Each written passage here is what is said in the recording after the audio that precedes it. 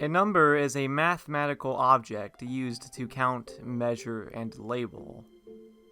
At least that's what Wikipedia would have you believe. Ever since Elmo's Number Journey was released, numbers have been an integral part of our culture. I mean, think of all the things you can do with numbers. You can count using them. But something really cool that you can do with numbers is use them to grade something, like a movie, a bag of Fritos, my taxes, and maybe this year I'll finally hit the double digits. Oh, and I suppose you can grade something such as a video game this way too. But who cares about that, right? Video games are a major subject of discussion amongst people who have no life, such as myself. And one thing people like to discuss when it comes to video games is their quality. Knowing whether or not a game is actually good is incredibly important to people like me who haven't touched grass since the dawn of time. Because I don't want to pay 60 hard-earned buckaroos on a product that's riddled with glitches up the wazoo, has unpolished gameplay, and less content than a chicken sandwich from Burger King. Thankfully for us, we have game journalists and review sites to inform us about what games are good and bad to help us make good financial decisions. Boy, just imagine a world without Metacritic.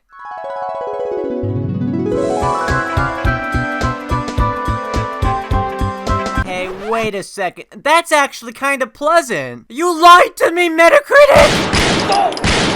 Well, today I learned that video game review sites are, not that helpful. I don't think I've ever heard anyone say anything along the lines of, oh man, if it wasn't for IGN's positive review of Bingus Blaster, I would have missed out on this instant classic. They might be good for an average consumer who probably doesn't play a ton of games and just wants to get a game that's solid and plays things safe. However, I think for a lot of hardcore gamers, we just really don't care about review sites. Personally speaking, if a game is part of a series I like, looks fun, or at least seems interesting and I don't think I'll regret buying it, then I'll more than likely get it. If you tell me that a game sucks, that's not going to deter me if I think it looks interesting. But once I get curious about it, there's no going back for old Luggo. So yeah, for that reason, I don't care about what some guy who's paid to review stupid games thinks. I just learn about games myself and determine whether or not they're worth my time. End of story. And you'd think that most people would have that same mentality,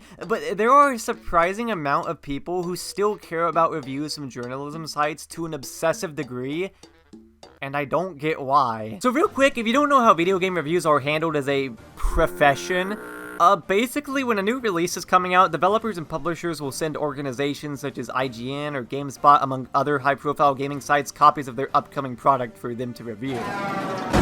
A person part of the site's team is assigned to play the game and write down a detailed review of it, wrapping it up with a big, old shiny, easily digestible numbers score right before the game is released to the public. Obviously, developers are incentivized to make their game as good as possible so that it'll receive a higher score and therefore possibly achieving greater sales due to better reception. And there's a lot of shady business that goes on behind the scenes, such as certain reviewers getting blacklisted by some companies if their reviews are too negative. But as for basic information, that's how things work. Issue with this, however, is that none of the things I just said freaking matter. You know what does matter, though? That number! That number has to be really high! You know what other number needs to be really high? My subscriber count! View scores ruined video game discussion. I think numbers suck. I wish numbers didn't exist. Wait, no, I take it back. Every now and then, IGN or some other stupid site will review a game, and then a selected group of fellows will get upset about it. And the people who care the most about reviews like this are people who've already played the game that's being reviewed. Why are they upset? Well, typically it has nothing to do with anything that was said in the review. No, it's because of the little number here. Sometimes that little number isn't high enough for some fandoms, and they'll throw a huge stink about it because 7 or 8 out of 10 apparently isn't good. Bro, this was the kind of stuff I used to do whenever I was 9 years old. I'd watch reviews of games I already played and liked, and if they didn't get a higher score than like a 7 or something, I got upset. The difference is that I grew out of that. You think I really care about what some Twitter checkmark has to say about a game I really enjoy? Today, I have something really cool to teach you about. We're gonna learn about subjectivity.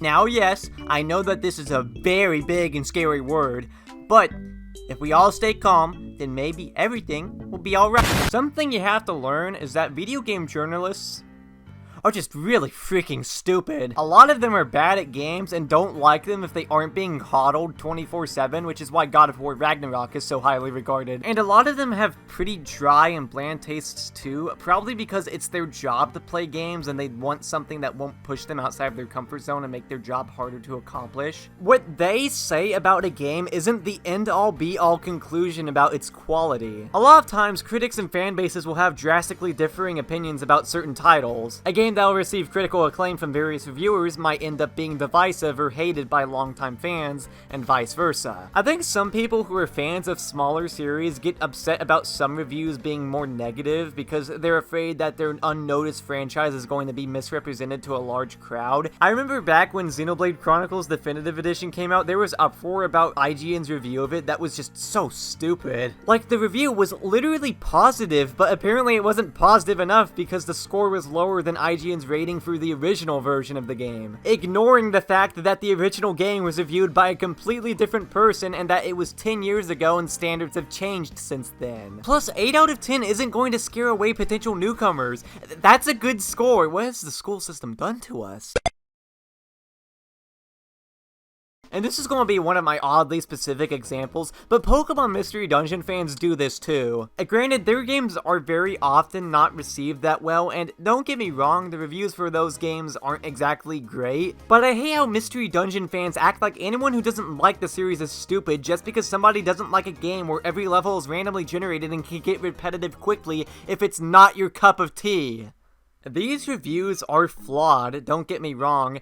However, they also aren't worth getting worked up about. If someone is interested in a game, then they aren't just going to listen to one review and leave it at that. More than likely, they're going to seek out reviews from other people on sites like Metacritic to look for common talking points about the game. Or they'll check highlighted Steam reviews below the product store page if they're using that platform. Maybe if a YouTuber that they typically agree with has done a video about the game, they'll see what they have to say about it. If they only listen to what one singular critic has to say, then well, that is dumb and narrow-minded, but that's also their problem that they should get sorted out. And now that we're talking about it, I hate when people prop up someone else's opinion like it's the one and only truth. You know that one meme that goes something like, "Nice opinion, which YouTuber gave it to you?" Whoever made that, I would like to personally invite you over to my house for dinner. There are a lot of YouTubers out there that have massive fan bases, and whenever their 40-minute video essay about why Super Mario Galaxy is actually bad comes out, you'll start hearing a bunch of people parrot that same opinion. I'm not going to name names,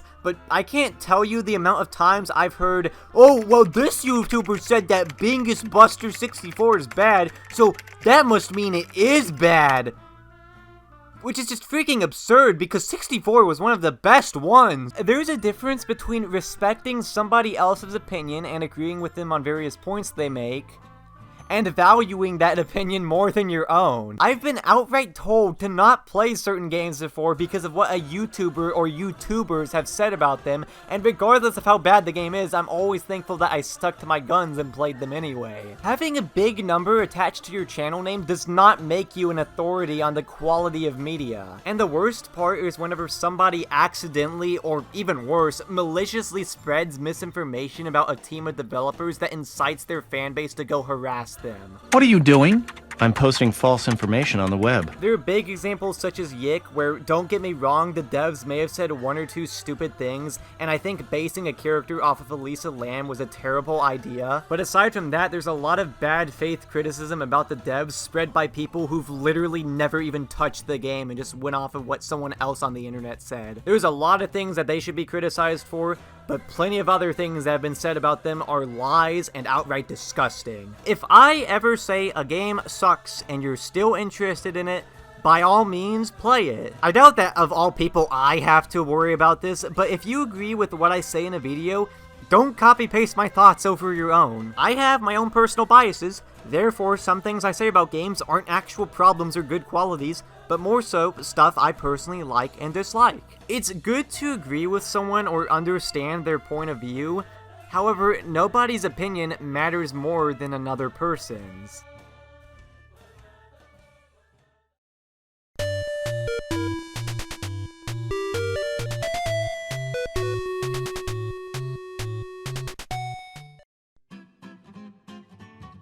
You know what? I've had it. I've just had it. 5 stars. Yep, 5 stars. You wanna know why? Because this game is such a masterpiece, a wonderful, epic, diverse masterpiece, with the sealed title of being the most underrated game I've ever played. Do you have any idea how unfair everybody is being with this game? There are so many complaints that aren't justified just because of emotional ties. For example, people seem to complain about the battle system being so slow and repetitive. Well, has anybody ever thought of using some of the game's features to make it easier? The term is called quality of life for a reason. I use this game website. It's pretty much Letterboxd, but for video games. It's called Backlog.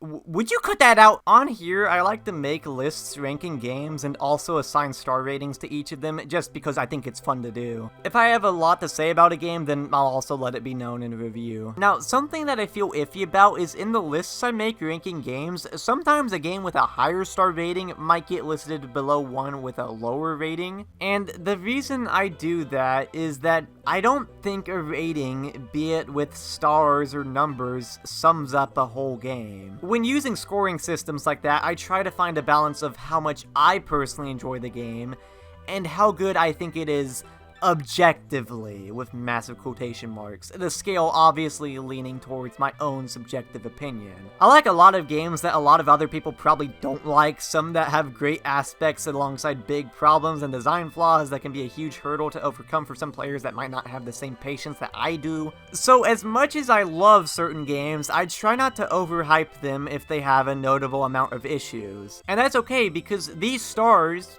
these numbers, don't mean a whole lot in retrospect. They're a very basic way of trying to sum up a giant project made up of various different components that you could spend hours discussing and dissecting. Several months ago, I played a game that affected me in a way I can't even begin to describe. I was at rock bottom mentally when I finished it, and the ending brought me up when I was at my lowest point. I want to make a full video about that game and how much it means to me one day, because it came into my life at the perfect timing, and for that, it'll always hold a special place in my heart. Anyway, I'd rate it a 7 out of 10, and that's because I had my fair share of issues with it, but you notice how despite those problems I had with it and the score I'd give it, it still matters to me so much. Every game, good or bad, has something that you can take away from it, something to reminisce about. They can give you memories that you'll never forget. So does someone assigning it a number really matter? Because I don't think that stupid number could ever truly encompass what all that game has to offer. So I just don't really care about them that much. And if you think game critics are stupid too, and you think they're misrepresenting your favorite games, then tell people why you love that game, or why you don't like something that's getting praise from every corner of the globe. Provided that you aren't being an ass about it and you distinguish what you think are genuine problems with the game and what you personally don't like about it, we'll hear you out. I sure as hell trash talk a lot of games people love, and sometimes I let my own personal biases get in the way and call a game bad, when in reality, it's just not for me. Now, just imagine your job being to play games, some of which don't accommodate your taste, and having to give an objective review about it. End result probably isn't going to be good, so for that reason, I take a lot of reviews with a grain of salt, unless if they're able to show me undeniable problems that can't be chalked up to a misunderstanding of game design, or better yet, a skill issue. Point is, don't treat somebody else's opinion of a game as gospel.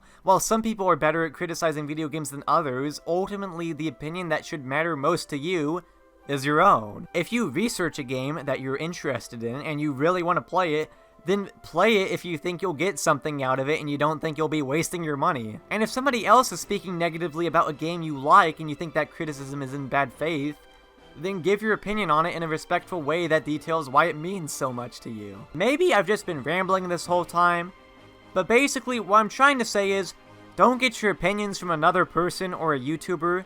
Respect them, but don't take them so unbelievably seriously, and just don't be obnoxious when sharing your thoughts on a game. Because all that does is take away a bunch of positivity from this wonderful medium.